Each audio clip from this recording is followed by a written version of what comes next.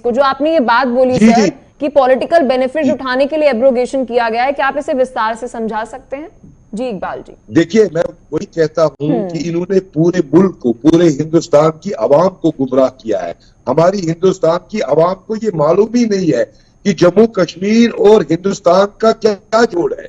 उनको इस बारे में एजुकेट ही नहीं किया गया है। हम्म। उनको तो सिर्फ ये लगता है कि जैसे बीजेपी ने जम्मू और कश्मीर को हासिल किया है, जैसे उन्होंने जम्मू कश्मीर को उस पर कब्जा किया है, जैसे उन्होंने जम्मू कश्मीर को इंटीग्रेट किया है इंडिया के साथ। ये तो ऑलरेडी इंटीग्रेटेड था थ्रू इंस्ट्रूमेंट ऑफ एक्सेशन। ये तो ऑलरेडी हिंदुस्तान के साथ था, यहाँ तो ऑलरेडी हिंदुस्तान की हुकूमत चलती थी। ये उन्होंने कॉन्सेप्ट दिया हिंदुस्तान की आवाम को कि जम्मू कश्मीर एक ऐसी जगह है जो हिंदुस्तान से हटकर है, और इस पर हमने कब्जा किया और हमने इसको हिंदुस्तान के साथ जोड़ा, और हमने यहाँ की मुस्लिम मेजॉरिटी के मुंह पर एक तमाचा मारा, जिससे हिंदुस्तान की आवाम को ये खुश करना चाहते हैं, और वही पेच पेच कर तो ये इलेक्शन जीत रहे हैं। पलक जी, सबसे इंपॉर्टेंट बात मैं आपको ये बताना चाहता हूं कि यहाँ पर डेमोक्रेसी का कत्ल हो रहा है। ये डेमोक्रेसी की बात कर रहे हैं, यहाँ 2014 के बाद इलेक्शन नहीं हुआ है। ये बोलते हैं पंचायत और डीडीसी और काउंसलर हमने बनाए, ये यहाँ हमेशा होता था। ये डेमोक्रेसी नहीं है। अगर यही डेमोक्रेसी है तो बीजेपी वाले सारे हिंदुस्तान में पंच और सरपंच ही बनाए, फिर प्राइम मिनिस्टर और मिनिस्टर बनाने की क्या जरूरत है? इनको मालूम है कि जब भी ये यहाँ इलेक्शन करेंगे, जम्मू कश्मीर की आवाम इनको वोट के जरिए से जवाब देगी कि जो इन्होंने 2019 में किया है वो गलत किया है।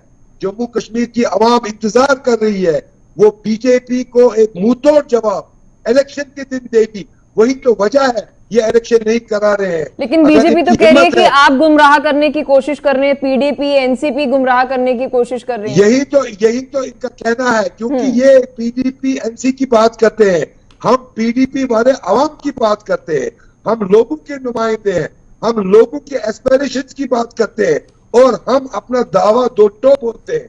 ये इलेक्शन करके देखें, अगर इनका एड्रेस जम्मू कश्मीर से गायब नहीं हुआ, फिर आप बता देना हम गलत थे। ये क्यों नहीं इलेक्शन कर पा रहे हैं? क्योंकि इनकी ऊपर से नीचे तक पॉलिसी गलत है। इन्होंने अपने लेकिन ऐसा तो नहीं है ना इकबाल जी, क्योंकि कहीं ना कहीं पॉलिटिकल बेनिफिट तो आपका भी है, क्योंकि पीडीपी का और बीजेपी का अलायंस हुआ, और बीजेपी ने ऐसे कुछ छुपाया तो नहीं था, जग जाहिर था अपने मैनिफेस्टो के अंदर कि 370 हटाना उनके मैनिफेस्टो में है, वो मंशा रखते हैं ऐसे। इसके बावजूद भी आप अलायंस करते हुए नजर आए ना सर। जब तक आपको बेनिफिट मिला तब तक सही था, उसके बाद जब बेनिफिट नहीं मिल रहा है आपको बुरा लग रहा है। पलक जी सर। पलक जी, जो हमारा एजेंडा ऑफ अलायंस बीजेपी के साथ था, उसमें ये वादे था कि वो 370 को हाथ नहीं लगाएंगे। उन्होंने ये सरकार गिराई, उनकी नीयत में खोट थी, उन्होंने ये सरकार गिराई, और जो उनका मैनिफेस्टो था, जो उनको 70 साल पहले उन्होंने सोचा था, उसको कर दिखाया, क्योंकि पार्लियामेंट में उनके पास मेजॉरिटी है।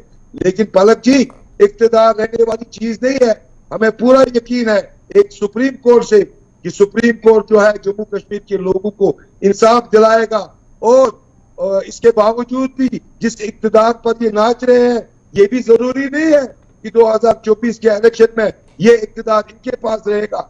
और लोग आएंगे जो हिंदुस्तान की बागडोर संभालेंगे, जो जम्मू कश्मीर के लोगों का दर्द समझेंगे, जो इनकी